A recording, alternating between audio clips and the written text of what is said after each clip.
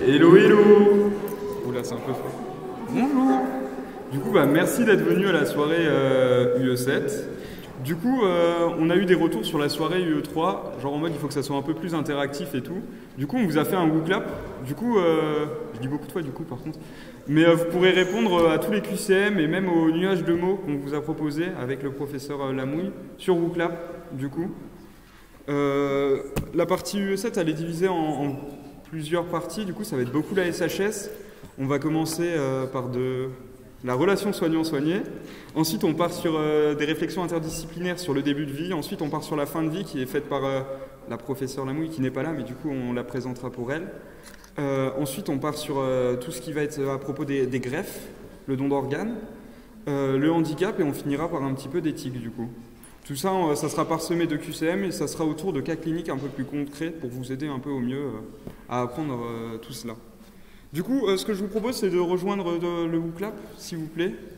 Il y a le code au tableau, il y a le QR code. Enfin, je vous laisse faire, vous êtes des boss en technologie de toute façon. On va commencer avec un petit peu de relations soignant-soigné.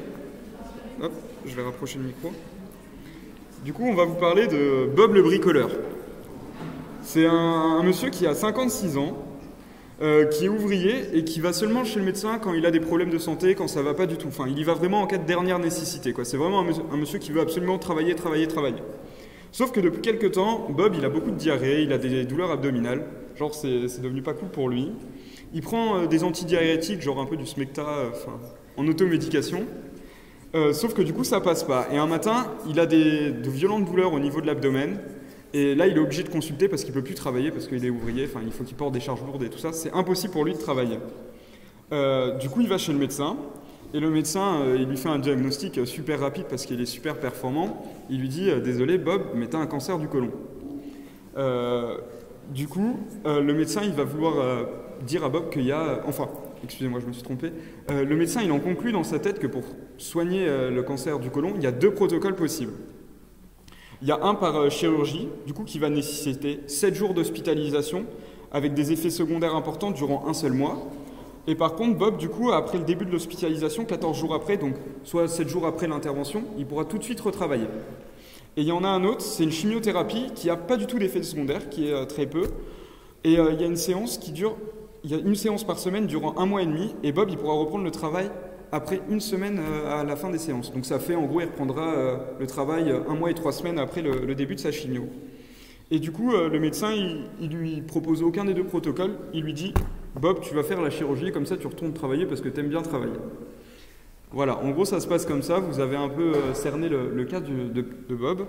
Et là, du coup, je vais vous mettre les premiers QCM du coup, par rapport à ça. Et on finira après les QCM, on fera des points de cours et tout ça. Hop, du coup, je vous laisse répondre à la première question.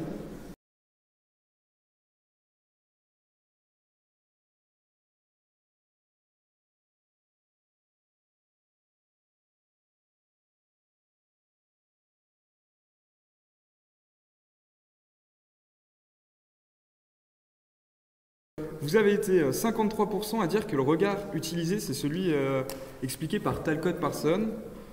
Ici, le modèle sociologique qui est expliqué, c'est celui aussi de Talcott Parsons. Dans ce regard, la formation du médecin, elle est normative. Vous avez été 57%, donc assez beaucoup. Et ensuite, vous êtes 76% à dire que dans ce modèle, dans ce modèle sociologique, le médecin est la personne qui va maintenir l'ordre social. Et il y a 2 personnes, bravo à elles, qui ont dit dans ce modèle, le médecin est impliqué affectivement. Hop, du coup, je passe à la correction tout de suite. Donc, en fait, ici, l'item A, il est vrai. Le regard expliqué, c'est celui de Talcott Parsons.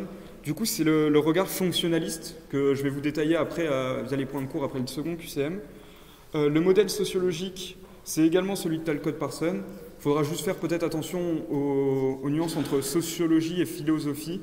Philosophie, ça va être par exemple le modèle médecin-décideur, patient-décideur, décision partagée.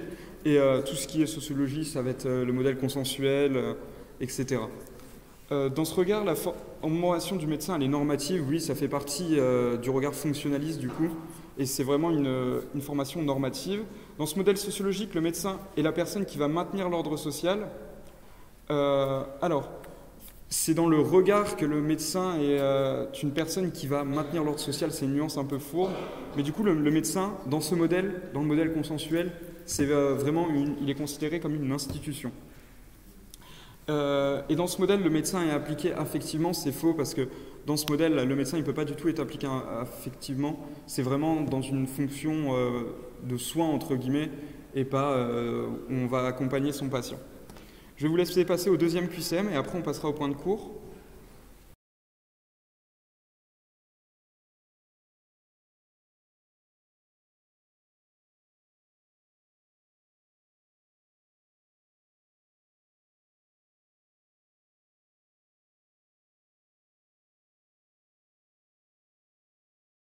Du coup, vous avez tous répondu. Alors, je pense que c'est pas vraiment pertinent que je vous détaille genre tous les chiffres avec les pourcentages. Enfin, vous savez lire, vous êtes vachement bon. Du coup, je passe tout de suite à la correction. Ici, c'est celui du modèle de relation des préférences. D'un point de vue philosophique, on sera sur vraiment un modèle paternaliste. Du coup, comme vous avez vu que le médecin, il a choisi tout seul le traitement. Il n'a jamais proposé à Bob qu'il y avait 2 traitements. Il lui a dit, tu vas prendre le traitement là, du coup. Dans ce modèle, la relation, elle est symétrique. Bah, pas du tout, parce que dans le modèle paternaliste, on sait que c'est une dissymétrie. Alors, il y a une petite faute de frappe, je suis désolé à la dissymétrie. Le médecin est considéré comme prestataire de service. Pas du tout, il est considéré comme père de famille dans le modèle paternaliste. Je reviendrai après aussi sur le point de cours là-dessus. Peut être appliqué si Bob est dans le coma, évidemment. Vu que le modèle paternaliste, c'est le médecin qui a la décision, c'est le médecin qui est un petit peu le père de famille, c'est le cas de le dire. Il peut vraiment être appliqué à quelqu'un qui ne peut plus parler, qui ne peut plus communiquer, donc ça se prête très bien à quelqu'un qui est dans le coma. Et le médecin est considéré comme le père de famille, évidemment. Donc là, je passe très vite sur un point de cours. Donc le regard fonctionnaliste et le modèle consensuel, c'est très très lié. Ça a été développé, mis en avant par Talcott Parsons, du coup, après la Seconde Guerre mondiale. Donc il faut savoir qu'après la Seconde Guerre mondiale, c'était beaucoup une phase avec des maladies infectieuses. Et c'est le début des antibiotiques, et c'est à partir de ce moment-là qu'a commencé l'antibiorésistance, si ça peut vous aider pour vos cours. Et donc à ce moment-là, Talcott Parsons, il a une théorie sur la structuration sociale. C'est-à-dire qu'il veut montrer que les acteurs sociaux, ils sont déterminés et orientés par une organisation. Donc ça, c'est assez complexe à comprendre, mais en gros, c'est une structure sociale qui dépasse les gens. Moi, je vais essayer de vous donner une image un peu de ça pour que vous compreniez mieux. Imaginez que vous êtes dans une montre et que Bob, c'est un rouage de la montre et que le médecin, c'est l'horloger qui doit réparer Bob et qui doit bien remettre le rouage. Donc là, actuellement, ce que veut montrer Talcott Parsons, c'est que vous êtes tous un rouage dans un mécanisme qui vous dépasse. Parce qu'un rouage ne sert à rien. Enfin, ça ne sert à rien s'il n'est pas dans la montre. Vous voyez ? Donc la montre dépasse le mécanisme. Et donc le médecin, du coup, alors dans le modèle consensuel, il va être considéré comme une institution. Et son but, ça va être de maintenir l'ordre social. Donc toujours en essayant de vous imaginer ça le plus possible, le médecin, c'est l'horloger de la montre qui replace les rouages à leur place. Donc tu es malade, tu vas chez le médecin, on te replace à ta place, tu fonctionnes et tu retournes travailler. En gros, c'est un peu ça. Ce qui fait qu'il y a une relation très asymétrique au total là-dedans et que ça se passe pas... Enfin, c'est pas vraiment super bénéfique pour le patient. Le patient, il est soigné et tout ça, mais c'est pas plus, pas moins. Il n'y a pas d'engagement émotionnel, il n'y a pas d'engagement affectif, en fait, dans ce modèle. Et c'est ça qui est vraiment dommage, mais bon. Le patient, du coup, dans le modèle consensuel, c'est quelqu'un qui a le droit à l'assistance. Et c'est quelqu'un qui sera considéré comme non responsable de sa maladie, surtout c'est important de le dire ça. Donc on a le droit de l'aider, mais il n'est pas responsable de sa maladie. Par contre, il a des obligations, et c'est l'obligation d'aller chercher de l'aide. Il a pour obligation d'aller chez le médecin se faire soigner pour retourner le plus vite travailler. Et le médecin, par contre, c'est quelqu'un qui a des compétences techniques, qui a un avis éclairé, qui est reconnu en fait pour cela. Et il a l'obligation, lui, d'être neutre affectivement et de se désintéresser du bien-être de son patient global. Son but, ça va être de le soigner. Et donc, c'est quand même assez universaliste, quoi. C'est un but, il faut qu'il réponde à ce but. Et donc, ça, au final, ça... j'ai plus le mot, mais ça, pas dévalorise, mais déshumanise un petit peu la fonction de médecin, vous voyez. Et c'est ça qui est dommage. Et du coup, il y a un caractère monolithique qui fait que c'est très mal adapté aux prises en charge chroniques, quoi. C'est genre monolithique, c'est un peu comme un bloc, donc c'est adapté aux prises en charge aiguës, on va dire. C'est pour ça, vu qu'il y avait beaucoup de maladies infectieuses aiguë notamment, c'est pour ça que c'était très bien adapté. Ensuite, on va passer au modèle paternaliste. Alors celui-là, je pense que c'est celui le plus simple, c'est celui que vous comprenez le plus dans votre cours. Du coup, voilà. Donc c'est le modèle de médecine un peu le plus ancien qui existe. Le médecin, il est vraiment assimilé au père de famille, quoi. Il contrôle tout, il y a vraiment une profonde dissymétrie entre le médecin et le patient. Le médecin, il va ordonner des choses au patient et le patient va obéir. Ça se passe comme ça, comme votre père quand il vous dit de mettre la table, c'est pareil. Ouais, l'exemple est pareil. Du coup, et alors, il y a des restes de ce modèle qui existent encore aujourd'hui. L'ordonnance. On vous ordonne d'aller chercher les médicaments, de les prendre. On vous fait des prescriptions. Il faut avoir une bonne ou une mauvaise observance. Il faut bien suivre votre traitement. Tout ça, c'est quelque chose qui reste encore de ce modèle. Et voilà. Le médecin, dans ce modèle, il a un privilège thérapeutique. Et ça, c'était encore dans le code de déontologie médicale de 1947. S'il y a un pronostic grave, le médecin, il peut le cacher au malade. Maintenant, il n'a plus le droit, mais il pouvait le cacher au malade. Ça montre bien encore, c'est un peu toute puissance du médecin dans le modèle paternaliste. Par contre, alors à l'époque, du coup, le consentement, ça pouvait être un petit peu un mythe, mais du coup, le médecin, il avait cette obligation de bienfaisance envers son patient. Quoi qu'il arrive, ce qu'il voulait faire, c'était pour le bien du patient, c'était vraiment pour qu'il aille mieux. Hop. Du coup, maintenant, on va passer au deuxième cas clinique, si vous voulez bien. Est-ce que déjà, vous avez des questions, peut-être? Non? On passe au deuxième cas clinique. Du coup, là, on va être avec I Got a Feeling. Elle a 75 ans. C'est une madame qui est atteinte d'une leucémie et il y a plusieurs solutions qui s'offrent à elle pour le traitement. Elle parle donc avec son oncologue préféré et il lui offre des informations éclairées sur les traitements possibles.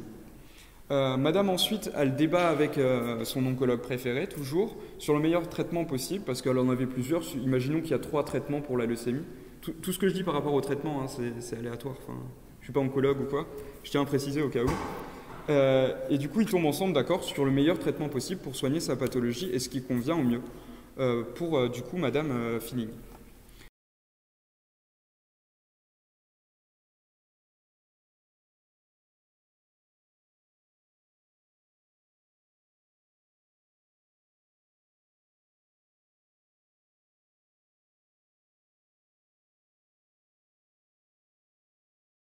Détaillé, par contre, on voit que là, vous êtes vraiment bien d'accord sur les réponses comparé à tout à l'heure où c'était un peu plus mitigé en 70-30. Là, vous êtes vraiment quasiment 100%.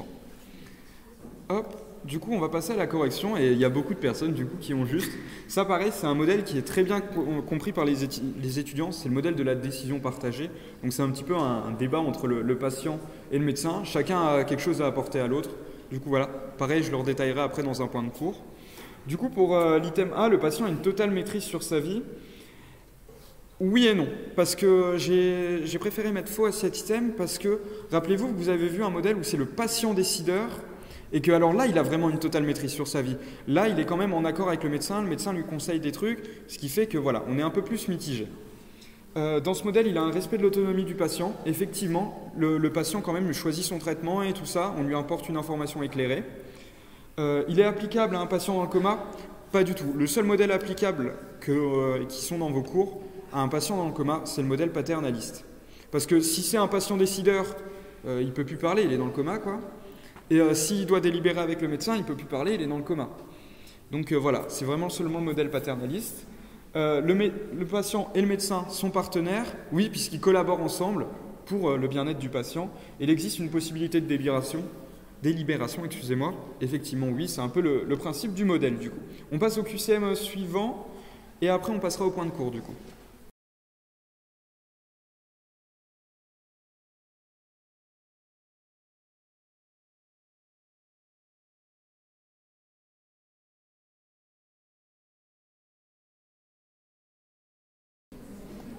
Je vais clore les réponses parce que vous êtes toujours à peu près dans ces eaux-là à répondre. Et là, c'est simple, vous êtes quasiment tous tombés d'accord sur le dernier item, le consentement éclairé prend tout son sens ici. Et il s'agit d'une relation asymétrique. Quelques personnes, du coup, sont un peu plus mitigées. Donc, c'est pas du tout une relation asymétrique. Comme je vous l'ai dit, le rôle du médecin, il est aussi important que le patient. Chacun apporte à l'autre. Du coup, on est vraiment sur quelque chose de symétrique comme relation. Dans ce modèle, le patient est vu comme un client et le médecin un prestataire de service. Alors ça, c'est vraiment pour le modèle patient-décideur, quoi. C'est vraiment quelque chose un peu où le patient il vient chez le médecin pour se faire soigner, mais c'est lui qui choisit ce qu'il veut, il fait un petit peu son marché, quoi. Ce modèle est le plus ancien visible en médecine. Non, c'est vraiment le modèle paternaliste le plus ancien. Celui-là, il fait vraiment partie des plus contemporains. C'est vraiment quelque chose de tout nouveau qui est vraiment important. Et le consentement éclairé prend tout son sens. Évidemment, on ne fera rien sans que le patient soit d'accord, et le médecin idem. Ils travaillent tous les deux dans le même sens. C'est vraiment quelque chose de bien. Et du coup, voilà, c'était le modèle de la décision partagée. Donc, c'est vraiment une collaboration. Ce qu'il faut retenir, c'est vraiment une collaboration entre le médecin et le patient. C'est plus qu'un seul individu, comme le modèle patient-décideur ou médecin-décideur. Le médecin, il va partager beaucoup de son savoir, beaucoup de ses connaissances, avec surtout un gage de qualité qui est important. Il doit avoir une information la plus éclairée possible pour être capable au plus possible d'orienter le patient et de l'aider le patient dans son choix de traitement pour sa pathologie. Par contre, voilà, on voit que ce modèle quand même il présente des limites. Un patient dans le coma avec qui on ne peut pas dialoguer ou un patient avec qui on ne peut pas communiquer sans être forcément dans le coma, ça devient très compliqué et à ce moment-là, ce modèle-là, malheureusement, ça ne va pas être possible. Et ce modèle, par contre, il va prendre beaucoup de temps, que ce soit au médecin et au patient. Par exemple, une consultation va prendre plus de temps que le modèle paternaliste parce qu'il ne va pas juste dire « Tiens, tu prends tes 3 Doliprane par jour et puis c'est ciao ». Non, vous allez parler ensemble, vous allez voir, par exemple, si le patient, quand il prend du Doliprane, il a mal à l'estomac, tout de suite, on va lui donner un autre médicament, l'oméprazole par exemple, un IPP. Et ainsi de suite, on va faire comme ça. Ça va vraiment être un fruit de collaboration. On va vraiment avancer ensemble. Et puis, du coup, j'ai fini pour la relation soignant-soigné. Est-ce que vous avez des questions ? Non ? Du coup, on va passer au début de vie avec Lola.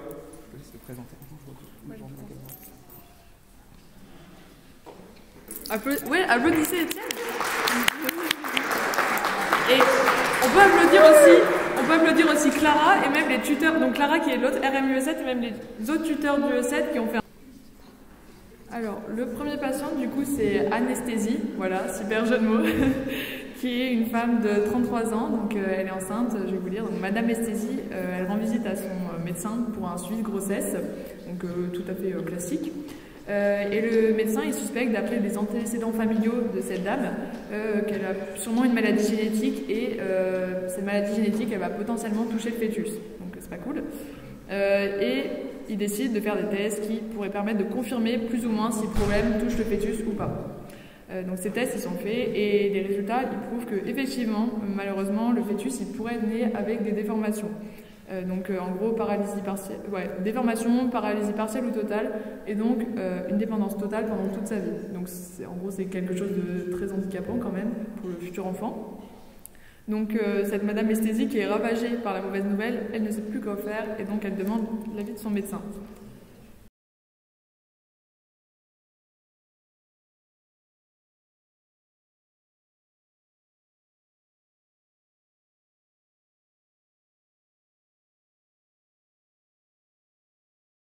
Sur les statistiques, c'est vraiment pas très important.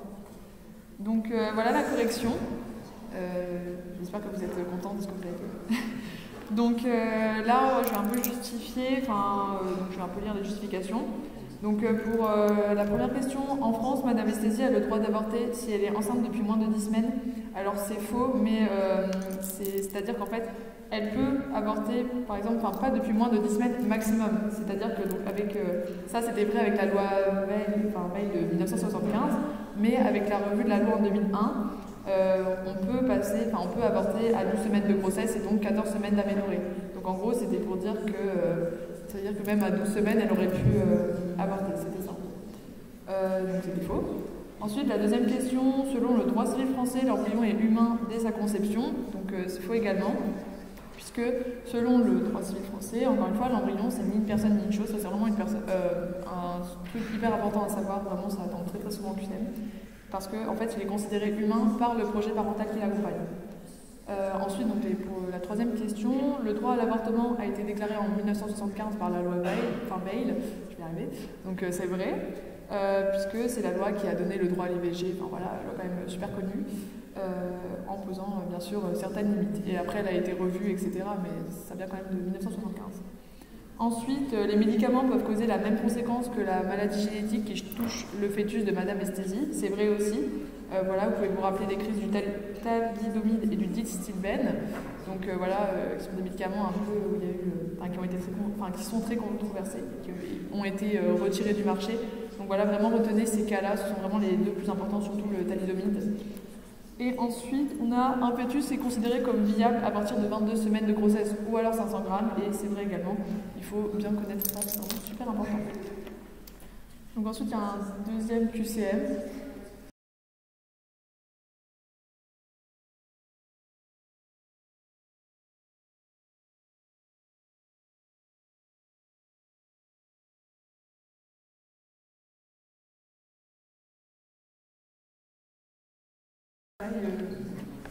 Voilà. Donc voilà la collection. Là encore une fois je vais détailler. Donc pour la première question, une des techniques qui permet de diagnostiquer des maladies prénatales et l'échographie, donc c'est vrai forcément. C'est un peu tard, donc c'est vrai. C'est l'échographie, donc c'est bien une réelle progression médicale et on peut suivre plein de choses dans le développement du fœtus grâce à l'échographie. Voilà. Voilà, c'est tout ce qu'il y a à savoir. Ensuite, deuxième question, pour éviter le même problème, Madame Estésy peut bénéficier d'un don de gamètes. Là aussi, c'est vrai, puisque donc, elle a il y a un antécédent familial de maladie génétique, et donc c'est une justification suffisante pour un don de gamètes si la maladie n'est pas corrigeable par une FIV. Donc FIV, c'est fécondation in vitro. Ensuite, le diagnostic pré-implantatoire, donc le DPI, peut être utilisé pour diagnostiquer des mutations génétiques, c'est tout à fait vrai, et c'est d'ailleurs une des finalités principales du DPI. Ensuite, parmi les tests effectués par le médecin, un DPI peut être un des tests. Alors c'est faux, parce qu'un DPI, ça aide à détecter les maladies génétiques, donc les maladies et mutations donc génétiques, mais c'est uniquement aux alentours de 3 jours, donc de jour 3 de la conception, donc en gros 3 jours après la conception. Donc alors que notre patiente, elle rend visite au médecin, c'est pour vérifier l'état de santé de son bébé, donc c'est vraiment pas 3 jours après la conception, donc c'est quand même bien plus tard dans la grossesse. Ensuite, dans un dépistage néonatal, on utilise des tests génétiques. Là aussi, c'est faux, parce qu'un dépistage néonatal, il n'utilise aucun test génétique, ce sont plutôt des dosages moléculaires, comme des hormones, et ça nous aide à diagnostiquer plusieurs choses, comme la phénylcétonurie, l'hypothyroïdie congénitale et la mucoviscidose. Donc ça aussi, franchement, c'est hyper important à savoir, ça tombe aussi assez souvent. Donc là, on en a fini avec le premier cas clinique. On va passer au deuxième cas clinique, toujours sur le début de vie, etc. Là, on va présenter le deuxième patient. Donc, monsieur... ah non, en fait, ouais. Voilà, c'est monsieur et madame Copter qui veulent avoir un enfant qui s'appellerait Ellie. Donc, hélicoptère, voilà. Donc, monsieur et madame Copter, ils souhaitent bénéficier d'une AMP. Donc, AMP, c'est aide médicale à la procréation. Et pour cela, ils rendent donc visite au médecin pour effectuer les tests nécessaires pour commencer la procédure et voir du coup s'il est possible de faire la procédure d'AMP parce qu'il n'est pas possible pour tous les couples de faire une aide médicale à la procréation. Donc là, on va passer au premier QCM de ce cas clinique.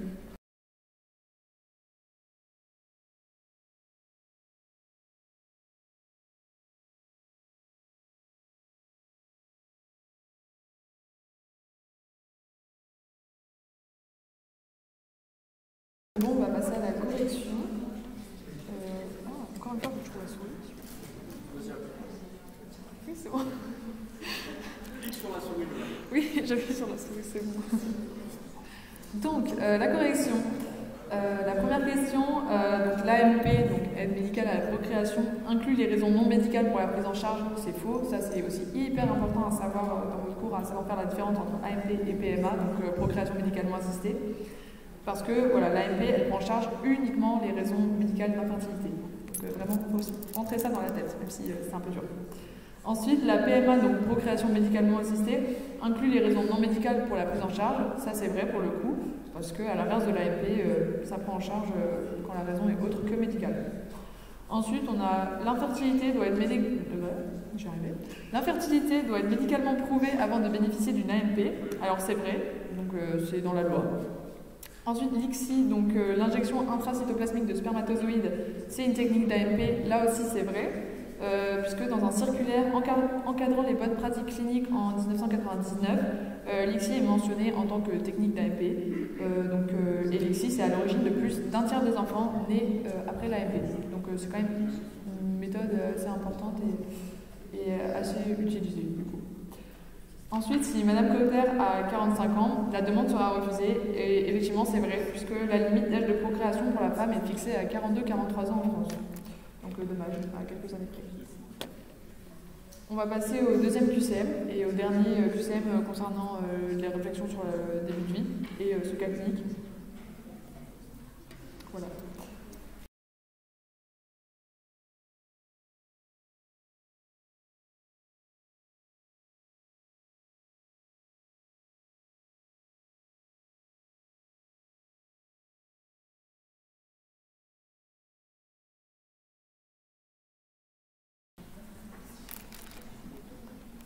Bon, là pareil, c'est bon, je pense que vous avez tous répondu. On va passer à la correction. Donc, voilà, lors d'une AMP, donc je rappelle, est médicale à la procréation, un DPI est possible, donc DPI diagnostic pré-implantatoire. Donc c'est vrai, puisque lors d'une AMP, on peut effectuer un DPI pour être sûr qu'il n'y a pas de maladie génétique. Enfin, ce serait un peu dommage de faire une AMP alors qu'en fait la patiente a une maladie génétique. Ce serait pas cool. Ensuite, dans une procédure d'AMP, les embryons surnuméraires seront congelés dans de l'azote liquide. En effet, c'est vrai. Merci Alice, il y a plus de bruit, super. Donc oui, c'est vrai, c'est ce qu'on fait voilà, pour les embryons qui restent après la procédure. Ensuite, environ 80% des embryons congelés n'ont plus de projet parental après 5 ans. Là, c'est faux, c'est uniquement 30% qui n'ont plus de projet parental après. Ensuite, les embryons congelés sont forcément détruits au bout d'un certain temps. Là aussi, c'est faux, puisqu'ils sont soit conservés, soit détruits, soit donnés anonymement à notre couple, ou alors donnés à la recherche. Mais ça, c'est la décision des parents. Mais voilà, genre, il n'y a pas, au bout de 10 ans, vos embryons seront détruits, c'est ciao, quoi.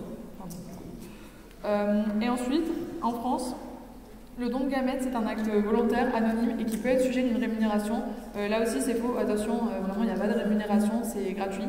Voilà, vous ne serez pas payé si vous donnez vos spermatozoïdes ou vos ovules, en tout cas en France. Voilà, ça, c'est quand même assez important à savoir. Donc là, on arrive sur la fin. Est-ce que vous avez des questions par rapport à ça? Ou est-ce qu'il y a des trucs où j'ai pas été très claire voilà.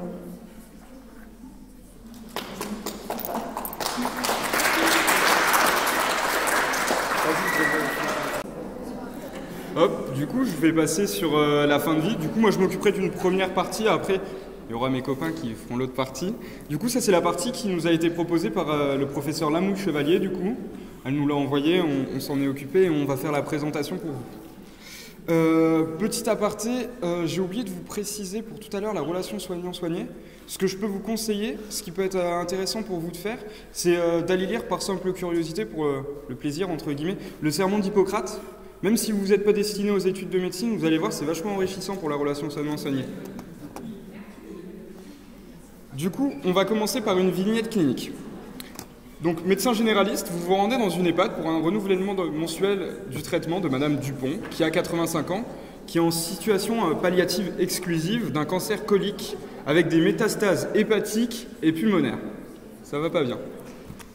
Elle vous accueille dans cette chambre où elle suit une émission télévisée qui porte sur les droits de malades en fin de vie, et elle vous dit ne pas vouloir subir d'acharnement thérapeutique.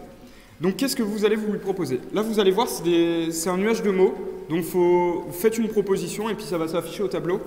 La proposition qui est la plus proposée, elle s'affichera en plus gros à l'écran.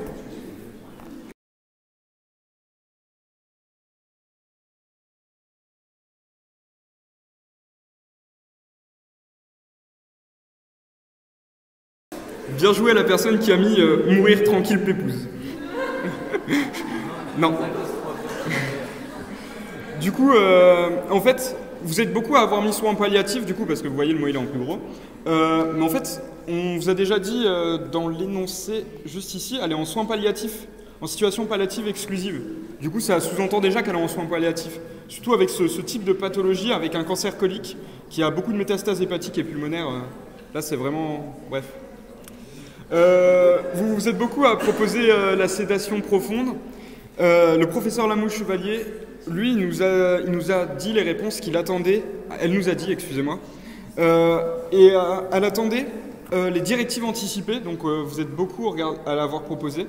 Donc, voilà, il faudrait que la patiente rédige ces directives anticipées. C'est quelque chose qui va empêcher l'acharnement thérapeutique.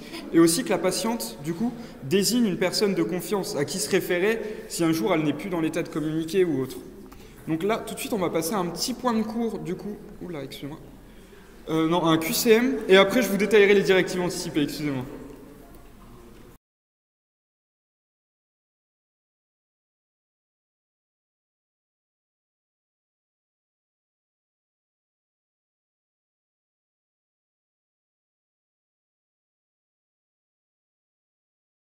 En vrai, c'est top, parce que voilà, vous allez voir les bonnes réponses qui sont justes, mais vous avez, pour la grande majorité, tous répondu correctement.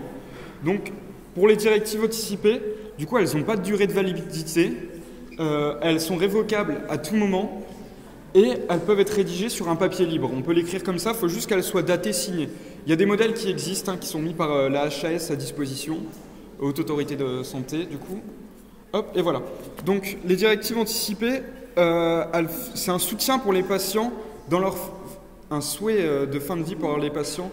Ça va leur permettre, par exemple, de leur dire « je ne veux pas d'acharnement thérapeutique, je ne veux pas tel traitement, enfin, je ne veux pas qu'on me fasse ça ». C'est vraiment pour les accompagner au mieux dans la fin de vie. Comme je vous l'ai dit, il y a des modèles qui existent. Notamment, vous pourrez le trouver sur la HAS, mais ce modèle, il n'est pas obligatoire. Vous pouvez l'écrire, vous, à votre manière. L'important, c'est juste qu'elle soit datée et signée. Et une fois que vous aurez fait ça, ça sera valable jusqu'à révocation. Donc voilà, c'est depuis la loi Claeys-Leonetti, du coup, qu'elles n'ont plus de fin de validité. Mais voilà, sinon, c'est jusqu'à la révocation des directives anticipées qu'elles seront valables. Du coup, si un patient est dans le coma, qu'il ne peut plus communiquer, on se réfère aux directives anticipées le maximum possible. Ça nous permet de savoir... déjà, entre guillemets, pourquoi il y a un consentement de la part du patient et pourquoi il y a un refus de la part du patient pour toujours le traiter en respectant le plus ses souhaits possibles.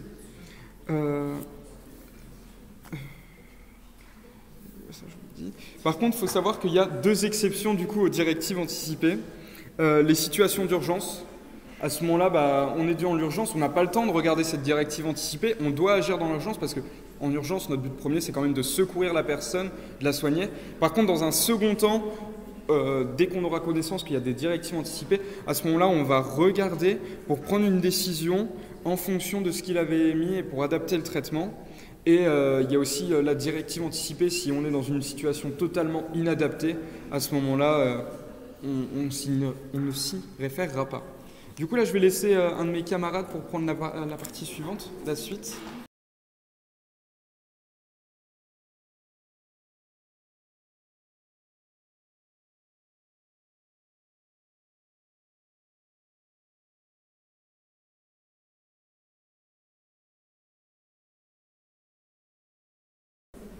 Hop, voilà la correction. Alors, concernant la personne de confiance, elle peut être. Donc là, je ne justifie pas parce que la justification, elle est juste après dans le point de cours du professeur Lamouille. Donc, elle peut être un membre de la famille, c'est vrai. La personne de confiance peut être le médecin traitant, du coup. Et aussi, la personne de confiance, elle a un rôle de porte-parole du patient. Mais en revanche, elle n'a pas une valeur identique à celle des proches du patient. Et elle ne peut pas exprimer son propre avis quand le patient n'est plus en mesure de communiquer. Genre, vous verrez dans le point de cours. Donc là, c'est vraiment la justification de la correction qu'il y avait juste avant. Donc, concernant la personne de confiance, le patient, il est vraiment libre de choisir qui il souhaite pour le représenter dans une situation ultérieure. En gros, dans un moment où il ne pourrait plus communiquer pour guider l'équipe médicale. Donc, par exemple, pour dire pas d'acharnement thérapeutique, pas de réanimation, etc. Donc, il n'y a pas de justification nécessaire pour ce choix. C'est-à-dire qu'il n'y a pas besoin d'avoir un lien du sang ou du mariage pour être la personne de confiance. C'est-à-dire que, par exemple, si moi un jour je suis à l'hôpital, il ne faut pas que ce soit forcément un de mes parents, voilà, mon mari ou ma femme si j'en ai un ou une, enfin bref. Voilà, je veux dire, ça peut être mon meilleur ami si je me sens plus en confiance avec mon meilleur ami, ou je sais pas, mon collègue, enfin bref, etc. Donc vraiment, il n'y a pas de, comment dire, il n'y a pas d'attendu, en tout cas, il n'y a pas de règle, il n'y a pas de règle justement. Et par contre, la désignation, elle se fait par écrit et elle est co-signée par le patient et par la personne de confiance, puisque faut que la personne de confiance soit d'accord et soit au courant qu'elle va être la personne de confiance, parce que c'est quand même un rôle super important. Et comme les directives anticipées, donc les DA, cette personne, elle peut être changée par le patient ou révoquée à tout moment. Voilà, c'est-à-dire que c'est pas parce qu'on définit une fois la personne de confiance qu'après ce sera celle-là pour toute la vie. La personne de confiance, elle ne transmet pas son propre avis, mais celui du patient à travers elle, qui va être, et l'avis du patient, il a été communiqué antérieurement. Donc voilà, la personne, c'est vraiment le porte-parole. C'est-à-dire qu'elle n'a pas donné son avis. Donc la loi sur la fin de vie prévoit qu'elle ait une valeur plus grande que la vie des proches. Donc c'est-à-dire que la personne de confiance a vraiment une valeur plus grande que la vie des proches. Donc son témoignage, il prévaut sur tout autre témoignage. Mais c'est moindre que les directives anticipées. Parce que les directives anticipées, en gros, ça vient du patient, donc on essaye de privilégier quand même la vie du patient plus. Donc voilà. Ensuite, là je pense qu'il y a une erreur après dans le diapo, enfin entre parenthèses là, sur les directives anticipées quand elles existent, donc elles prévalent. Pas sur les directives anticipées, du coup ce serait pas logique, mais elles prévalent, je pense, sur la personne de confiance et les proches. Donc il n'y a pas d'obligation à désigner une personne de confiance, mais il y a une obligation à informer les patients de cette possibilité et de se renseigner de toute hospitalisation, lors de toute hospitalisation de sa désignation ou non. C'est quand même super important à savoir. Donc là, je pense qu'on va passer... Ah non, là c'est un point... Je regarde. Voilà. Là, donc, on est dans la suite du cas clinique.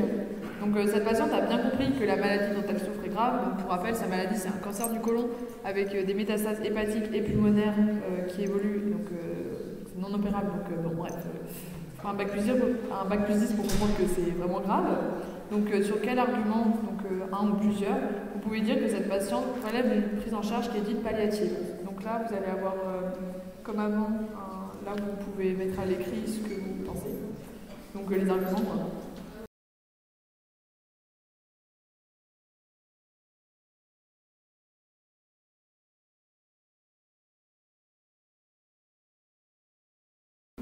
Bon, là c'est bon, je crois que vous pouvez plus répondre de toute façon. J'étais un peu déchaînée. Ouais. Attendez, je lis tout parce que bon, faut la finir là. Non, mais c'est pas très sympa quand même. Donc les réponses attendues, c'était pathologie évolutive. Je la vois pas. Bon, je vois paix à son âme, ça c'est moins cool. Il y a pathologie incurable, ça c'est bien, c'est ce que vous avez mis le plus. Et pronostic engagé. On peut dire que paix à son âme, c'est un peu pronostic engagé. Putain, vous avez compris le truc. Ouais. Ouais, elle va mourir, c'est un peu ça, quoi. Bref, c'est pas bien de rigoler là-dessus. Voilà, bon. Là on va passer à la correction. Donc les soins palliatifs, pour rappel, ce sont donc des soins actifs, donc c'est-à-dire qu'il n'y a pas d'abandon et pas d'attentisme. Les soins palliatifs, ils sont aussi destinés aux malades atteints de maladies graves, évolutives et incurables. Donc là, c'est carrément son cas, hein, cette pauvre patiente, parce que sa maladie, elle est grave, elle évolue parce qu'il y a des métastases qui se répandent un peu partout et c'est incurable. Enfin, un cancer.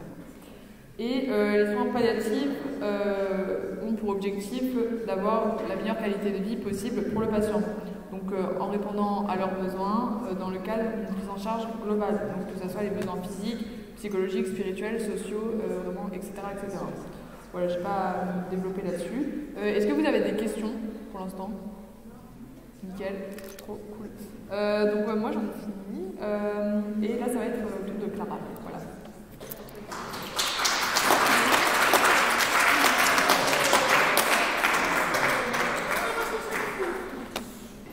Ça c'est la suite de la vignette clinique. Donc la patiente, vous allez la voir dans sa chambre pour son suivi, et elle vous interroge sur cette notion de soins palliatifs qui l'inquiète beaucoup. C'est là qu'elle vous demande, docteur, je ne suis quand même pas en fin de vie. Ça peut être une question que peut vous poser certains patients. Donc c'est là que je vous mets le PCM. Bah voilà, allez-y.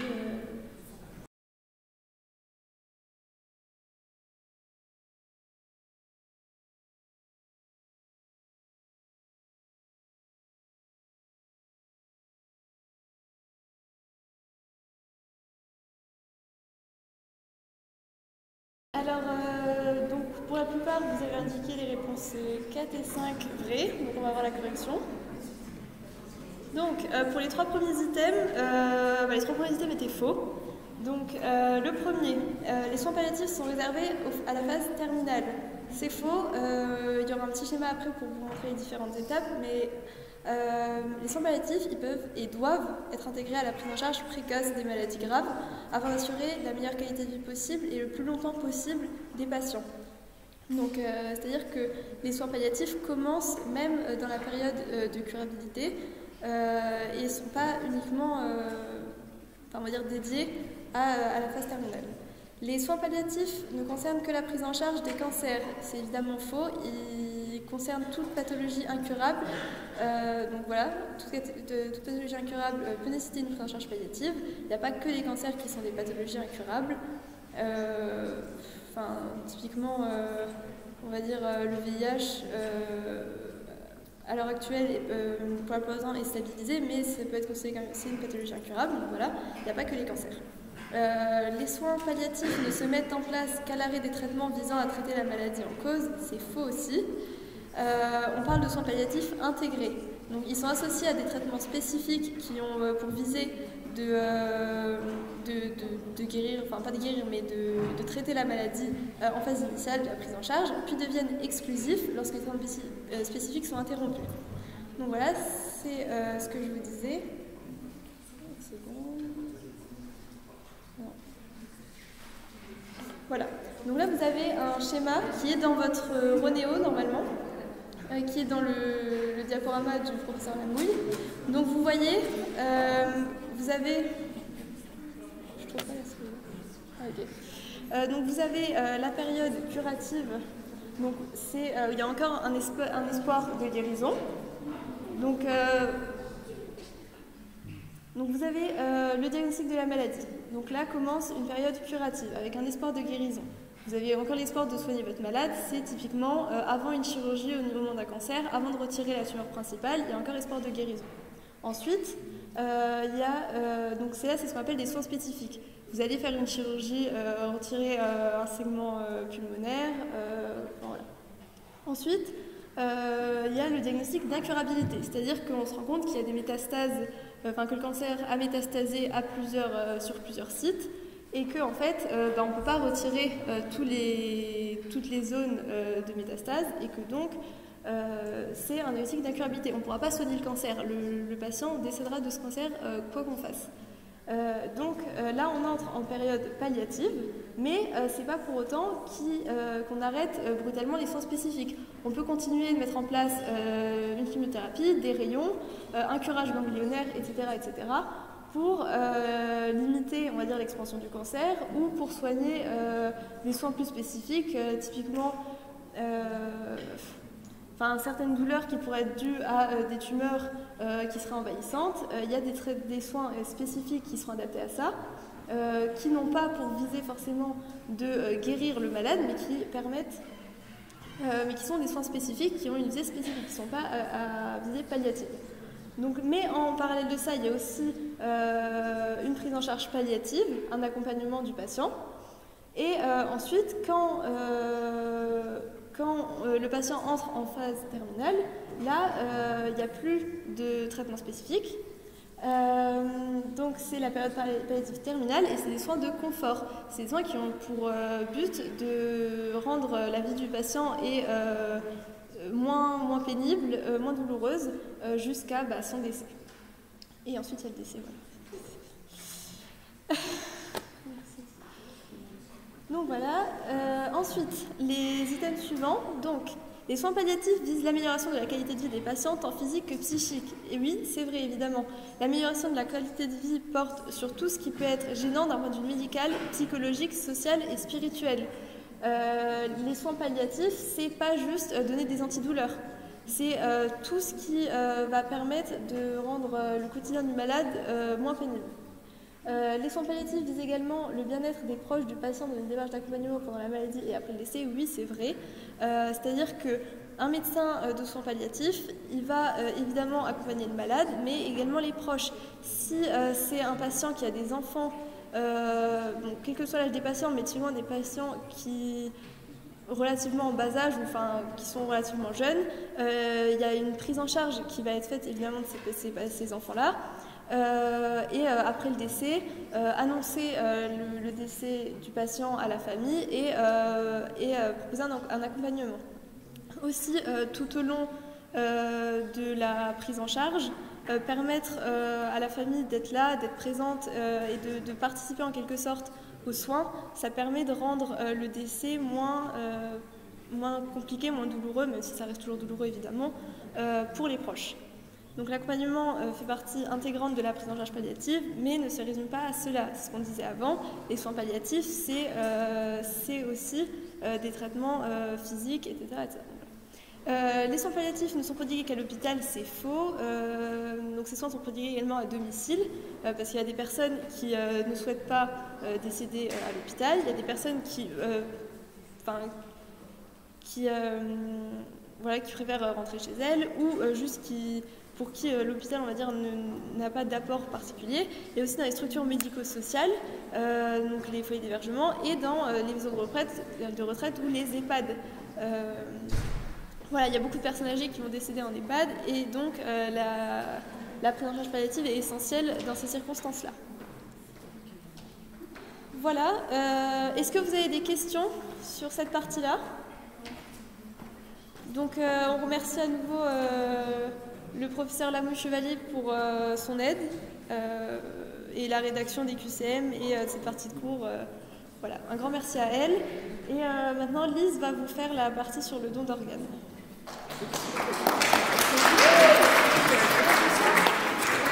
Alors, du coup, moi ça va être sur le don d'organes. C'est pas compliqué, c'est mon cas à moi. Bon, tout n'est pas vrai, hein, mais on a abordé un petit peu. Donc ceux qui ne me reconnaissent pas, salut, c'est moi, je m'appelle Lise. Donc alors, cette patiente, elle a besoin en urgence d'une greffe de foie, ou du moins d'un segment de foie. Donc on appelle ça un segment hépatique. Parce que, vous savez, en P2, on abuse grave de l'alcool et du coup, on a un foie tout pourri. Du coup, voilà, j'ai beaucoup bu, mais maintenant, je bois plus, vu que mon foie, il est carrément détérioré. J'ai une immunité légère vis-à-vis de l'hépatite B. Le groupe sanguin, on s'en fout un peu, mais au plus. J'ai une sœur et je suis en couple depuis 3 ans. Du coup, je pense, il n'y a pas beaucoup d'informations. En gros, j'ai besoin d'une greffe de foie en urgence ou d'un segment de foie. Petit QCM.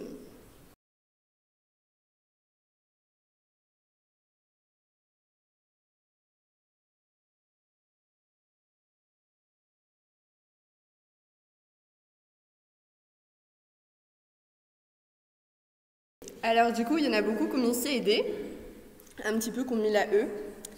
Et effectivement, les réponses justes sont les C, D et E. Donc bravo à vous. On va passer au diapo de correction. Du coup, quand on donne un foie, ou du moins un morceau de son foie, donc un segment hépatique, le donneur, il peut être vivant. Parce qu'effectivement, quand on donne son foie, on peut être mort, parce qu'on ne va pas donner tout le foie à quelqu'un. Par contre, quand on donne un segment hépatique, on peut être vivant, on peut être de la famille, pas de la famille. Enfin bref, à la limite, on s'en fout, mais on peut être vivant. Est-ce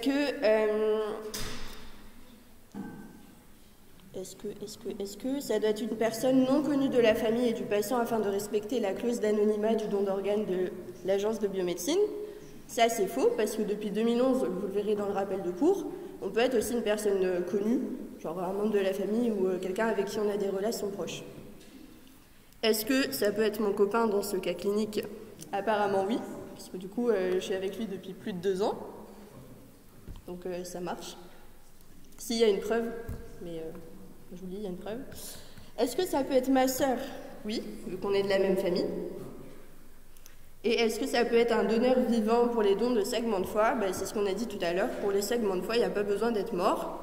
Vu que le foie se régénère automatiquement, on peut très bien être vivant.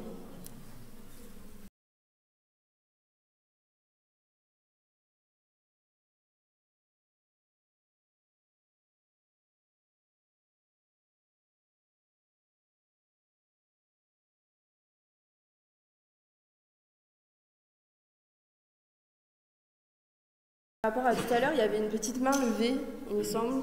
Il y avait une petite errata. Alors c'est pas vraiment une errata parce que quand on est un donneur vivant, on donne son segment de foie. Donc un donneur mort et on va pas lui découper le foie pour donner des segments. Enfin c'est un peu bête. Du coup vous reverrez ça dans le cours. Je sais pas qui c'est qui avait levé la main. Non, personne. Ah si. Donc c'était par rapport à ça. Mais bah quand on est mort, on va pas découper le foie pour le donner à plusieurs personnes. Après, tu reverras dans ton cours, mais on rentre pas dans les détails en fait. Donc, par rapport à cette correction, du coup, le greffon qu'elle va recevoir peut venir d'un donneur vivant à cœur battant, c'est-à-dire d'une personne décédée de mort encéphalique. Ça, oui, parce que du coup, le greffon, enfin, le foie sera toujours irrigué convenablement, on va dire, pour après être transféré chez quelqu'un d'autre. Le greffon qu'elle va recevoir peut venir d'un donneur à cœur non battant, c'est-à-dire d'une personne décédée après arrêt cardiaque persistant. Ça, non, parce que voilà, il ne sera plus irrigué, il ne sera plus en condition, du coup, on ne va pas le remettre dans le corps de quelqu'un alors qu'il est déjà mort. C'est complètement con. Le greffon qu'elle va recevoir peut venir d'un donneur à cœur battant, c'est-à-dire d'une personne décédée après arrêt circulatoire. Voilà, il y a un petit errata, c'est cœur non battant normalement. Il y a un petit nom qui a disparu, mais on va revoir tout ça dans le rappel de cours qui vient juste après, donc pas de panique. Donc en gros, la bonne réponse, c'est le greffon que je vais recevoir, parce que c'est moi. Donc le foie, il peut venir d'une personne décédée par mort cérébrale ou décédée par arrêt circulatoire. Par rapport au dossier cristal, j'ai vu que c'était un peu plus chaud pour répondre à ça. Il y en a beaucoup qui avaient mis vrai alors que c'est faux. Donc le dossier cristal, en fait, ou le dossier du donneur, il va être géré par l'ABM, donc l'agence de biomédecine, mais il va être saisi par la coordination hospitalière de prélèvement. Ça, au concours, ils font pas mal le petit inversement et il faut vraiment faire gaffe.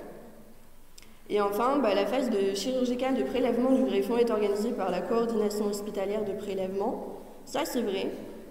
Et le prélèvement, tout est recommandé par l'ABM, en fait, l'agence de biomédecine. Donc on va passer au petit rappel de cours. Voilà, c'est ni plus ni moins votre cours, mais présenté peut-être un peu plus simplement avec les infos vraiment importantes. Donc quels sont les donneurs? On peut donner après sa mort, donc en état de mort encéphalique, ou à la suite d'un arrêt cardiaque. C'est les dons les plus répandus en France. Ou alors on peut donner de son vivant, comme on a dit tout à l'heure, un segment de foie, ou alors un rein, parce qu'on en a deux et du coup l'autre il va subvenir aux besoins du patient. Donc voilà, ce qu'on disait, on peut donner des organes, cœur, poumon, foie, rein, pancréas, intestin, on peut tout donner en fait, après sa mort évidemment. On peut donner des tissus, donc cornée, peau, valve cardiaque, vaisseau, os, tissu mou de l'appareil locomoteur. Pareil, on peut quasiment tout donner après sa mort. Ou alors des allogreffes de tissus vascularisés. On en parle un peu moins, face avant-bras, membre supérieur.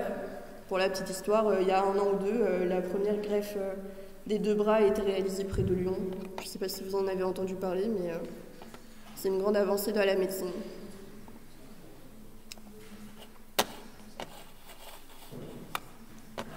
Alors.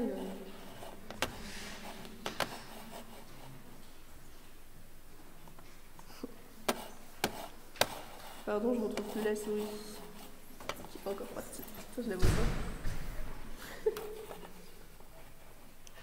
Je vais rester là-dessus parce que... Alors, du coup, les dons post-mortem à cœur battant et non battant, il va falloir vraiment faire hyper gaffe à ça parce qu'un petit nom, c'est vite passé au concours. Donc, à cœur battant, donc donneur en état de mort encéphalique. En gros, c'est un légume, mais voilà, ses organes ils sont toujours irrigués et tout le tralala, donc il peut être donneur. On peut prélever sur lui des organes, donc tout ce qui est cœur, poumon, foie, poumon, tout ça. Des tissus, comme on a dit tout à l'heure, cornée, valve cardiaque et tout le tralala, et les tissus composites vascularisés.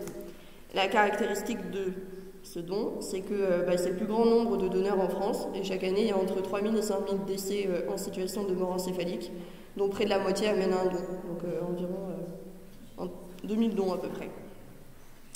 Si on ne souhaite pas donner ses organes ou tissus après notre mort, il est important de s'inscrire soit au registre national des refus, donc accessible à partir de 13 ans et géré par l'agence de biomédecine, soit le faire savoir à notre entourage. Ça, c'est pas compliqué. Tout le monde peut mettre un petit mot dans son portefeuille ou le faire savoir à son entourage pour que les intentions soient claires. Si au contraire, on a envie de donner ses organes, on le fait savoir, c'est mieux, mais sinon, il n'y a besoin de rien.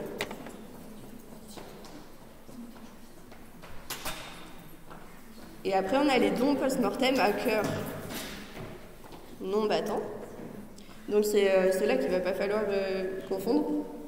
Donc on a les donneurs décédés après arrêt circulatoire et les donneurs décédés après arrêt cardiaque persistant.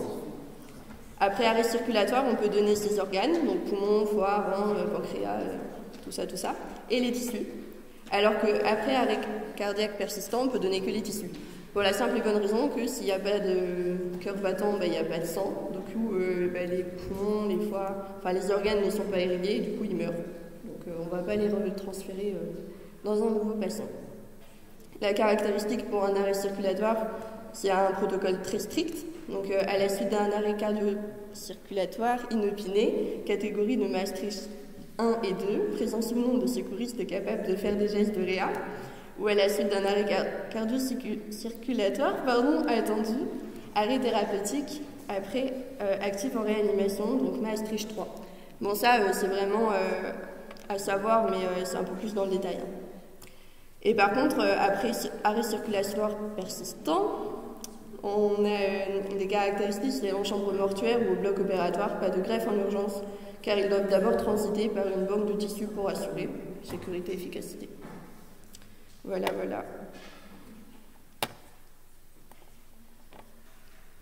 Donc là, pareil, ce sont vraiment des détails mais que vous connaissez. Donc les donneurs vivants, ça peut être quelqu'un d'inconnu, tout simplement. Ou alors par dérogation, le conjoint, le frère, la sœur, fils, fille, grands-parents, oncles, tantes, tous les gens de la famille, conjoint du père ou de la mère, ou alors toute personne apportant la preuve d'une vie commune d'au moins 2 ans avec le recevoir, du genre votre copain, des choses comme ça, quoi.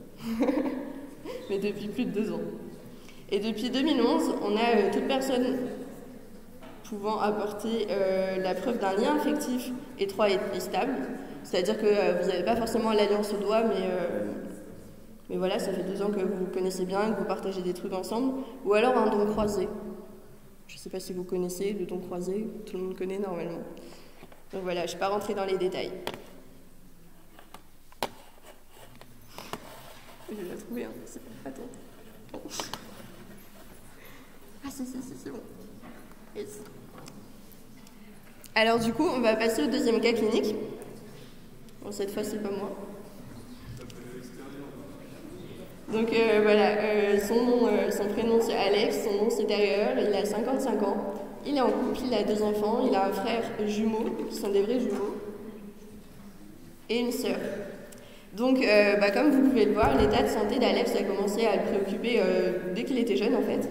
Après plusieurs examens, les médecins ont conclu qu'il souffrait de polykystose rénale, une maladie qui détruit peu à peu le parenchyme rénal et qui au bout d'un moment va empêcher le bon fonctionnement du rein. On est alors obligé d'enlever les reins. Cette maladie évolue sur 25, 30, 40 ans, voire même plus. Aujourd'hui, la situation d'Alex impose qu'on lui enlève les reins. Donc on vous propose un QCM d'abord.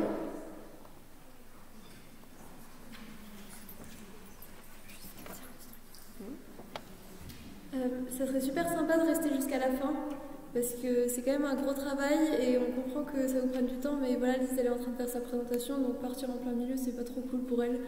Donc voilà, merci.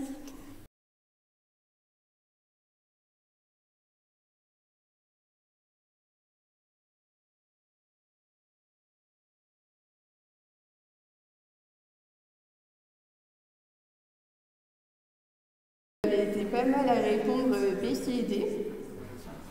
On va voir tout de suite si vous avez raison ou pas. Alors, là, ça rentre aussi un peu dans le détail, c'est peut-être un peu plus pour votre culture personnelle, mais c'est important de savoir quand même. Donc, la polykystose rénale est une maladie héréditaire autosomique dominante qui affecte les 2 reins. Ils se retrouvent couverts de plein de kystes, ce qui les détruit au fur et à mesure des années qui imposent de les enlever. À propos des informations suivantes, du coup, vous avez répondu. Alors, Alain, supérieur, le frère d'Alex d'ailleurs, est touché par la maladie également parce que les deux frères du coup sont des vrais jumeaux et vu que c'est une maladie autosomique dominante, il est touché. Donc ça ne pourra pas être son petit donneur. Alors que sa sœur, par contre, vu qu'elle n'a pas forcément hérité de la laine malade, elle pourrait être sa donneuse, si jamais elle n'est pas malade. Mais on n'a pas d'informations sur elle. Du coup, comme j'ai dit, le frère d'Alex, Alain, il peut pas donner son rein parce que soit il est malade, soit il est sous dialyse. Du coup, on ne va pas lui greffer un rein malade alors qu'il veut s'en débarrasser. Ce serait trop bête. Après, par rapport aux symptômes de la mort rénale, donc c'était vrai. Ça, vous avez été beaucoup à répondre vrai. Donc il y a l'anorexie, l'anémie, le prurite, la polynévrite, l'ulcère digestif, et l'œdème pulmonaire. On verra ça tout à l'heure.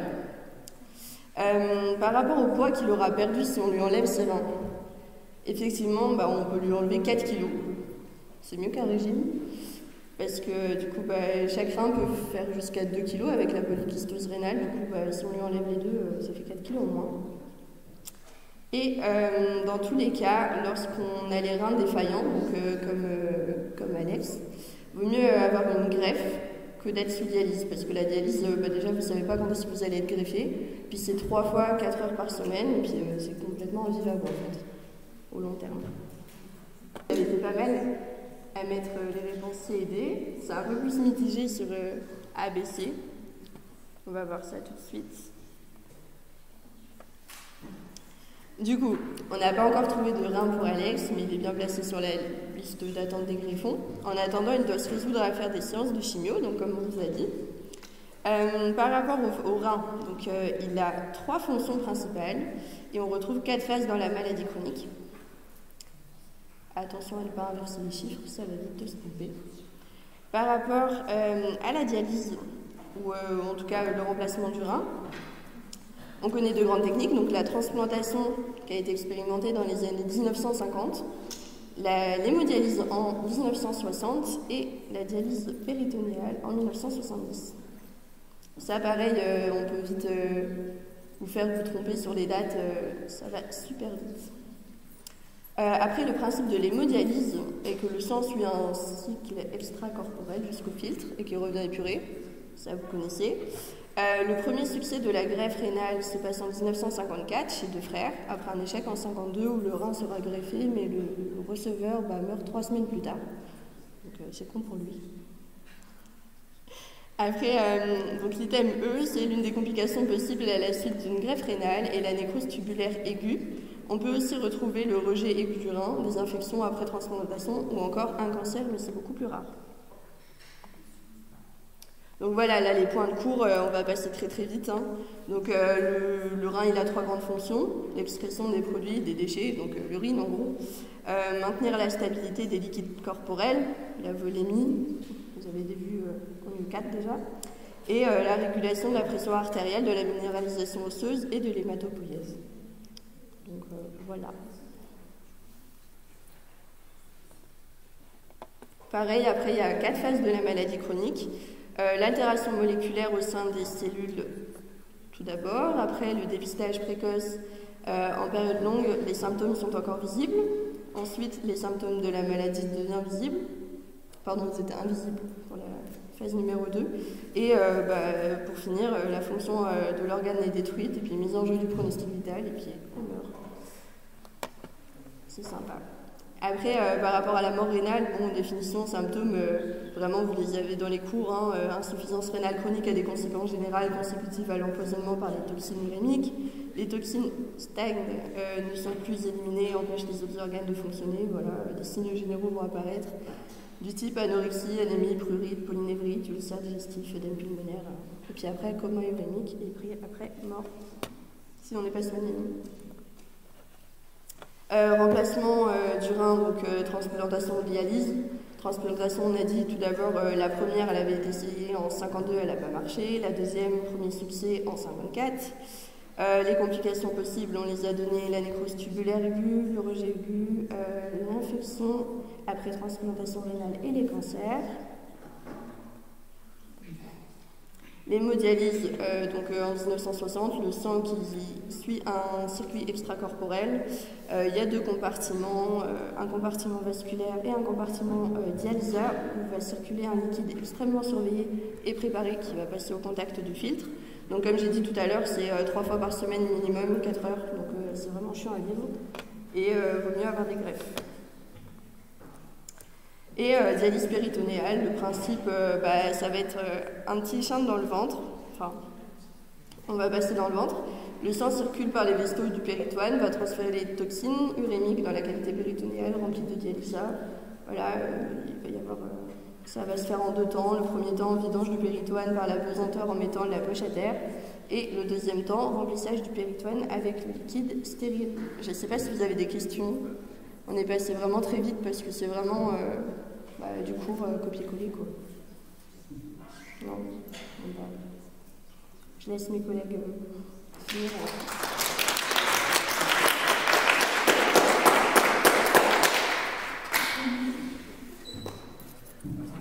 Ok, du coup c'est tout au moi. Le diapo il sera sur tuto web, c'est pour ça qu'on passe assez vite sur les points de cours, parce qu'on est conscient que c'est assez long. Pour vous il est déjà 19h30, donc voilà. Si vous voulez relire tout ça, ça sera sur tuto web. Donc, je vais vous faire la partie sur les réflexions interdisciplinaires sur le handicap. Donc, premier cas clinique, Patrice Tounet, 53 ans, c'est un homme, il est célibataire et sans enfant. C'est un patient qui est hémiplégique à droite à la suite d'un accident vasculaire cérébral. Hémiplégique, je pense que vous savez ce que c'est, mais au cas où, c'est que la moitié de son corps est paralysée. Donc voilà. Il était hospitalisé dans un service de rééducation fonctionnelle, donc les SSR. Après concertation entre les médecins du service, il est décidé que le patient est en état de sortir. Donc voilà, il a reçu des soins, etc. Et on décide de sa sortie. Donc avant sa sortie, il y a un ergothérapeute qui vient le voir pour la conception de son fauteuil roulant. Parce que c'est un patient qui du coup aura besoin d'un fauteuil roulant, du moins au début, si il n'arrive pas à retrouver ses fonctions, pour se déplacer, etc. Donc, quelques semaines après sa sortie, il souhaite se rendre chez sa sœur qui réside au centre de Nancy. Et pour cela, M. Tounet, qui habite à Vendôme-les-Nancy, doit prendre le tram. Donc, premier QCM. Ça va, j'ai pas été trop vite sur le cas, désolé, je parle vite, je suis un peu speed. Voilà, donc je vous laisse répondre.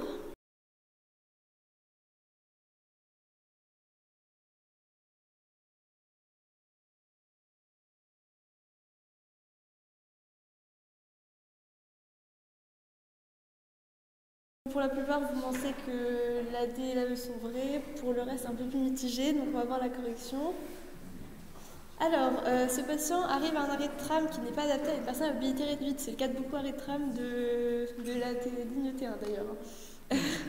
Voilà. L'espace entre le trottoir et le tram étant trop important, donc le premier item. Dans le modèle de Wood, cette situation, je sais pas si on dit Wood, mais on va dire que oui, correspond à une situation d'incapacité, donc c'est faux. Dans le modèle de Wood, cette situation correspond à une situation de handicap ou de désavantage, puisque c'est l'individu dans l'environnement, et donc c'est l'environnement qui, non adapté à l'individu, crée le handicap. Donc voilà, c'est bien au niveau de la participation à la société, quoi. Ensuite, voilà, l'incapacité, c'est au niveau de la fonction. Donc là, c'est la fonction, l'incapacité, ce serait plus le fait de ne pas pouvoir marcher ou voilà, d'avoir besoin d'un fauteuil roulant pour se déplacer. Dans le modèle de Wood, cette situation correspond à une restriction de participation. C'est faux aussi, il faut faire attention on va dire au terme, tout simplement. La notion de restriction de participation, elle se retrouve dans la classification internationale du handicap, du fonctionnement et de la santé, et non dans le modèle de Wood. Vous verrez, on vous fera un petit rappel sur les 3 modèles. Le modèle de Wood, c'est vu du côté du malade et non de la personne... c'est pas la même chose que la classification internationale du handicap, du fonctionnement et de la santé. Alors ensuite, dans le modèle de Wood, la perte de la paralysie, c'est évidemment pas français, mais ça arrive à tout le monde de faire des erreurs. Donc plutôt la perte de la fonction de la partie droite de son corps ou la paralysie de la partie droite de son corps correspond à une situation de déficience. En effet, la déficience correspond à la perte de substance ou une altération d'une fonction. On la retrouve au niveau de l'organe. Alors là, c'est pas tout à fait de l'organe parce que c'est la partie du corps, mais c'est pas non plus, c'est pas l'incapacité, puisque l'incapacité, ce serait le fait de ne pas pouvoir faire une action, et cette action, c'est donc se déplacer ou se servir de l'eau, ou voilà.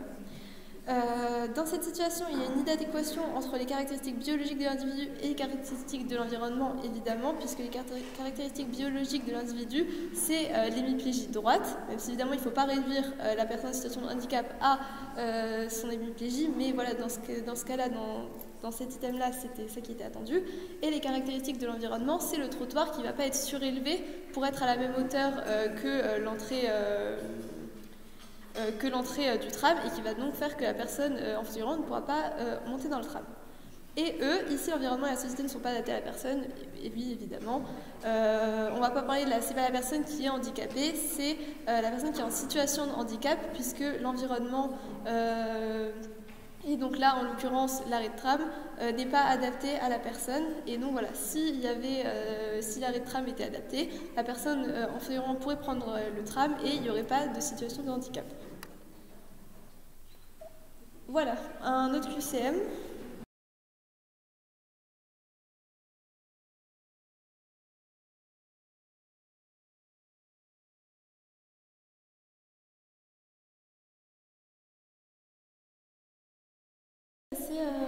C'est assez partagé, donc on va voir la correction. Donc voilà les réponses. Alors, A, la réparation consisterait à surélever progressivement le trottoir au niveau de l'arrêt. Donc par là on entend, vous savez, en gros vous avez votre trottoir et progressivement surélever jusqu'à ce qu'au niveau de l'arrêt ça soit à la même hauteur que l'entrée du tram. Donc voilà, c'est faux, c'est pas une réparation puisque la réparation c'est au niveau de l'individu. Là, il s'agirait d'une adaptation de l'environnement.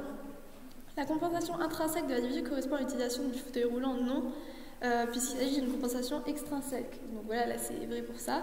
La compensation extrinsèque, c'est les prothèses, les aides et les techniques, donc dans le cas là, un fauteuil roulant, alors que la compensation intrinsèque, c'est des stratégies gestuelles, etc., etc. Donc là, c'est voilà, est vrai. Et la D, l'adaptation consisterait en des séances de kinésithérapie afin de regagner certaines fonctions de la partie atteinte. C'est faux, il s'agit ici de réparation. C'est notamment ce qui est fait en service de SSR, en collaboration entre les médecins de physique et de réadaptation et les kinésithérapeutes, les ergothérapeutes. Et donc voilà, là, il s'agit de réparation puisqu'on agit au niveau de l'organe et des structures anatomiques et des fonctions physiologiques. Donc, on va faire quelques petits rappels de cours, mais vraiment rapidement, puisqu'à nouveau, vous aurez le diapo et c'est dans votre Ronéo. Donc, le modèle BioMI, il y a 3 modèles du handicap, enfin, il y a une évolution, on va dire, de ces modèles. Le modèle biomédical, déontologique, donc c'est la classification internationale des maladies, c'est le modèle dit anatomoclinique. Il est centré sur le médecin, il va voir une pathologie, ses manifestations, etc. Le modèle de Good, lui, il est vu du côté du malade. Vous avez une maladie, un trouble qui va mener à une déficience, qui va mener à une incapacité et à un handicap, un désavantage. Et la classification internationale du handicap, du fonctionnement et de la santé, c'est OMS 2001 et pas 201, parce que 201, bon voilà quoi.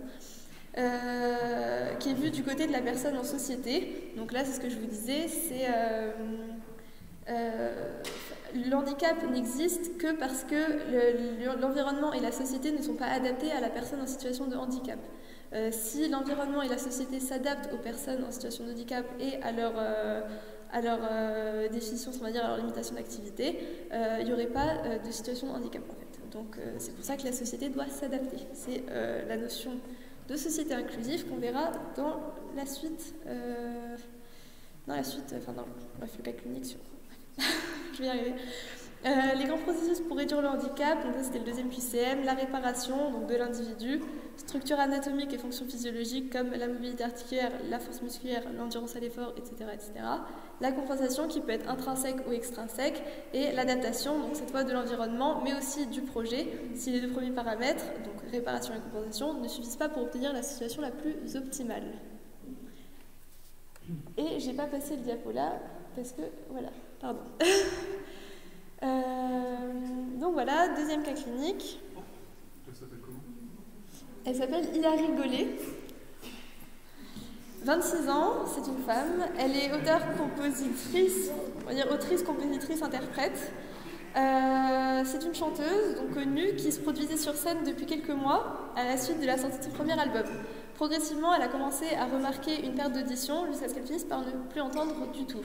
Donc les médecins soupçonnent une origine congénitale à cette perte d'audition, mais dont la progression a été accélérée par l'exposition à une forte intensité sonore. Vous vous rappelez de l'UE2 et des cours d'acoustique. Voilà. Donc,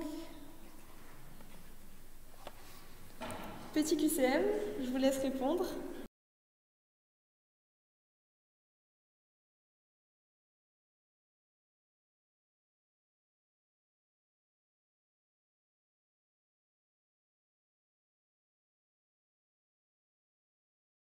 Ok, du coup, la correction, bon, pour 1 et 4, il n'y a pas trop de débat, mais voilà, enfin 1 et 4, A et D plutôt.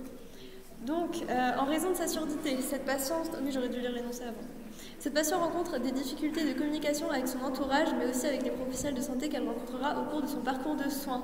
Il faut savoir que pour une personne sourde ou malentendante, c'est très compliqué de communiquer avec ses médecins en fait, puisque tous les médecins ne sont pas formés à la langue des signes. Donc voilà, item A, dans une société inclusive, les professionnels de santé seraient en mesure, et j'ai plus de batterie, de communiquer avec elle grâce à un apprentissage au cours de leurs études de la langue des signes française. C'est vrai, c'est pour ça, et vous verrez, j'espère si vous passez en année supérieure, donc en médecine, odontologie et maïotique, c'est sûr, dans les autres filières, je ne sais pas, vous pouvez prendre l'option langue des signes française. Et vraiment, je vous conseille parce que c'est hyper important pour l'inclusion justement des personnes sourdes et malentendantes. B, l'inclusion s'oppose à la ségrégation, c'est faux. L'inclusion s'oppose à l'exclusion et l'intégration s'oppose à la ségrégation. Dans le modèle participatif, l'adaptation consiste en l'utilisation d'appareils auditifs. Non, il s'agit du modèle intégratif. Dans l'utilisation d'appareils auditifs, c'est la réadaptation de la personne et donc la personne est prise en charge. C'est donc le modèle intégratif. Et voilà. La mise en place de sous-titres à la télévision correspond au principe d'équité retrouvé dans le modèle participatif, c'est vrai.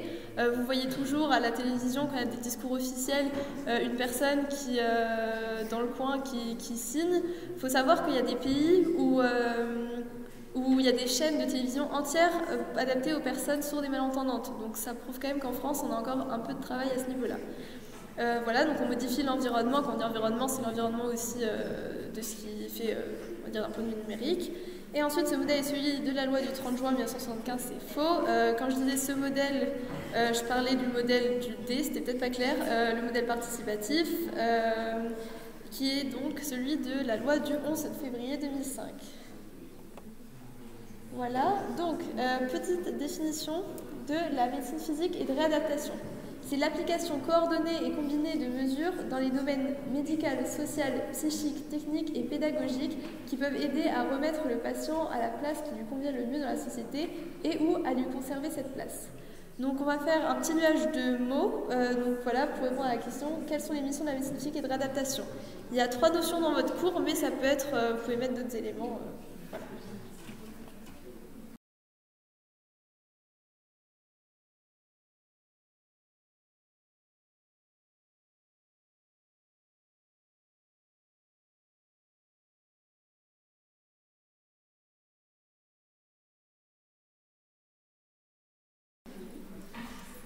Ok, ouais, on va, donc vous avez une réadaptation, adaptation, réinsertion, intégration, voilà, j'ai faim aussi, ouais, oui, bah oui, désolé, on a mangé pendant la présentation, donc voilà, les réponses que j'attendais, c'était aider à l'élaboration, conseiller et faciliter la mise en œuvre d'un projet réaliste, mais c'est vrai que toutes les autres réponses sont exactes, enfin pas les, j'ai faim quand même parce que voilà, mais c'est très bien. Je vais me dépêcher parce qu'il reste encore un seul cas clinique derrière, mais voilà, je vous demanderai d'être attentif jusqu'à la fin pour Romane. Donc voilà, encore un QCM, je vous laisse y répondre. Concernant le projet dit de cette patiente, A, il doit être individualisé, personnalisé et respectueux de la dignité, oui. C'est dans votre cours, hein, voilà. B, la loi du 2 janvier 2002 oblige à définir le projet de vie, c'est faux, c'est la loi du 11 février 2005.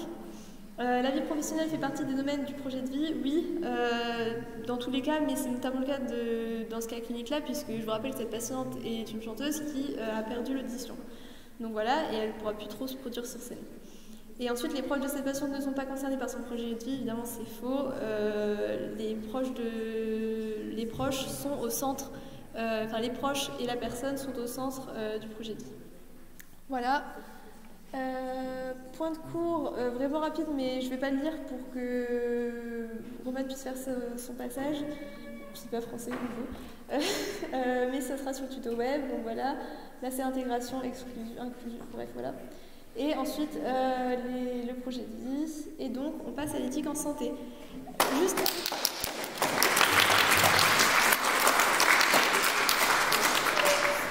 Juste un tout petit point sur le handicap.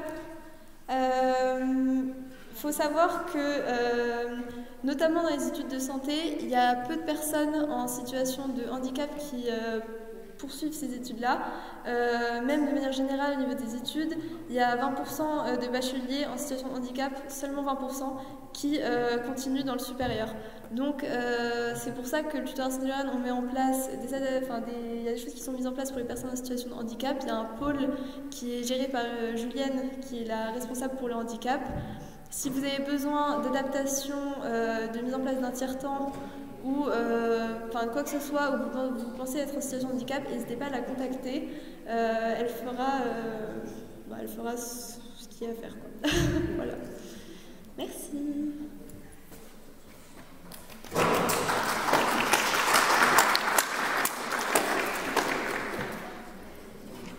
Alors du coup, moi c'est Romane, je suis RMMRTA et du coup je vais vous faire une petite présentation rapide parce qu'on sait que c'est un petit peu long là pour l'instant, donc je vais essayer d'être vraiment rapide et de vous dire vraiment l'essentiel pour que vous puissiez vite rentrer chez vous.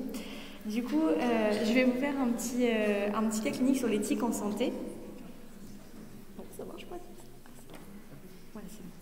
Du coup, on a ici Jean Dupont qui a 35 ans, qui est en couple, et en fait Jean n'a pas trop de chance parce qu'il arrive aux urgences après un accident de la route. Donc en fait il était sur la route et il a eu un accident, mais donc Jean a été réanimé sur place, mais du coup il n'est toujours pas conscient.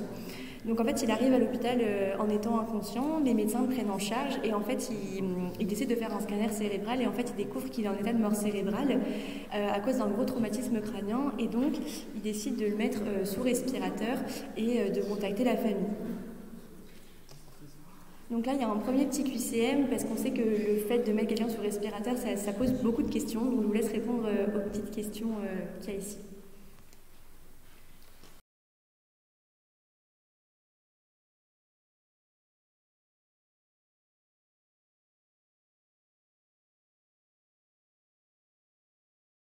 Du coup, je vous mets la correction. Du coup, l'item A, c'était « L'éthique est un travail relationnel nous fournissant des normes et des valeurs pour bien agir ». Donc ça, c'est vrai. Ensuite, en B, donc la B est fausse. En fait, cette définition, c'est celle de l'éthique et non pas de la morale. Donc, il faut faire super attention avec ces deux définitions. Il faut vraiment bien les différencier et bien les apprendre pour ne pas se tromper. La C, du coup, est vraie aussi. Hippocrate en fait décrit vraiment une véritable déontologie en fait qui va régir la relation médecin-patient, et c'est vraiment ce qu'il dit dans sa petite définition. Et la D est fausse. On sait que c'est la définition du coup de la bienfaisance. En fait la non-malfaisance, elle fait référence à primum non nocere, qui veut dire premièrement ne pas nuire et éviter les préjudices pour notre patient.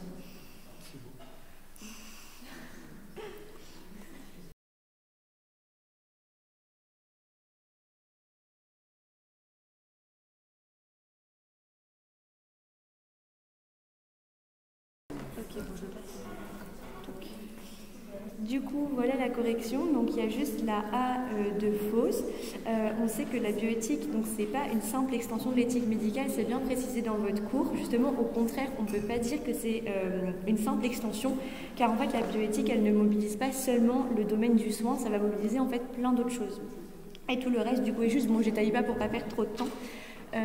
Du coup, il y a quelques petits points de cours. Je ne sais pas si on peut vite fait en parler ou voilà. Mais du coup, il y a tout d'abord, du coup, je vous ai remis les deux définitions de la morale et de l'éthique, comme ça rentre bien dans votre tête. Et au moins, vous ne vous tromperez pas pour surtout pas les confondre. Surtout que du coup, je vais lire rapidement pour pas vous faire perdre trop de temps, mais du coup, j'ai aussi mis que l'éthique donc fournit des normes et des valeurs pour bien agir en les justifiant. Donc c'est vraiment hyper important dans le soin et surtout dans l'éthique du soin que le médecin fasse des choses qui sont justifiées et de pas prescrire quelque chose à un patient juste pour prescrire ou juste pour dire moi je sais ça donc je te prescris ça. C'est toujours ça doit toujours être fait avec bienveillance et en étant justifié. Et du coup, ça montre bien que l'éthique, du coup, implique vraiment une réflexion ou une discussion sur tout ce qui va être règles, valeurs, principes qui vont orienter et motiver nos actions. Après, donc, on a un petit point, du coup, sur la bioéthique. Donc ça, c'est encore autre chose. Donc là, pareil, je vous ai remis la définition qui dit que c'est pas une simple extension de l'éthique médicale et que, du coup, c'est vraiment important de bien différencier ça. Donc lorsqu'on parle d'éthique du soin ou d'éthique médicale, on est vraiment dans un domaine qui est directement lié à la pratique du soin et c'est pour ça que c'est différent de la bioéthique vu que c'est quand même détaché du domaine de soin. Et on sait qu'il n'y a pas de définition unique de la bioéthique. Et du coup, le dernier point de cours qu'il y a,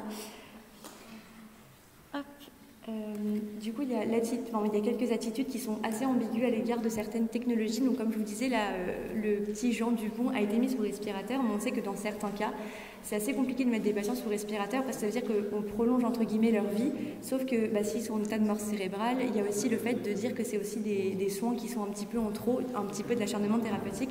Donc, il faut toujours essayer de faire la part des choses et de savoir si vraiment ce patient a besoin d'être sous respirateur ou si vraiment on le débranche parce qu'on considère qu'il n'est plus en vie.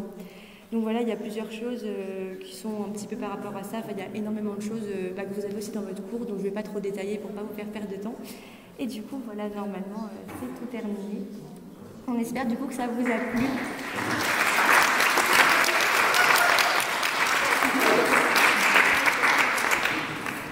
Ok, du coup, voilà, merci pour votre attention. Ah bon ? Il y en aura un qui va sortir. Ok. Il y a un questionnaire de satisfaction qui va sortir, mais pas ce soir, donc vous allez pouvoir aller manger. Si vous avez des questions, évidemment, n'hésitez pas à les poser, même si je pense que pour l'instant, vous allez devoir partir parce qu'il est tard. Voilà, un grand merci aux tuteurs qui ont rédigé des parties du cours, des QCM, etc. Et au membre du bureau, Lola. Non, bureau. Romane pour leur aide et à la maman au professeur Lamu Chevalier pour son aide. Je panique parce que je suis fatiguée. Voilà. Bon appétit. Bon appétit. C'est pas vrai. Bon appétit. Bonne soirée. Merci beaucoup d'être venu. Merci beaucoup d'être venu. C'était vachement top. Oui.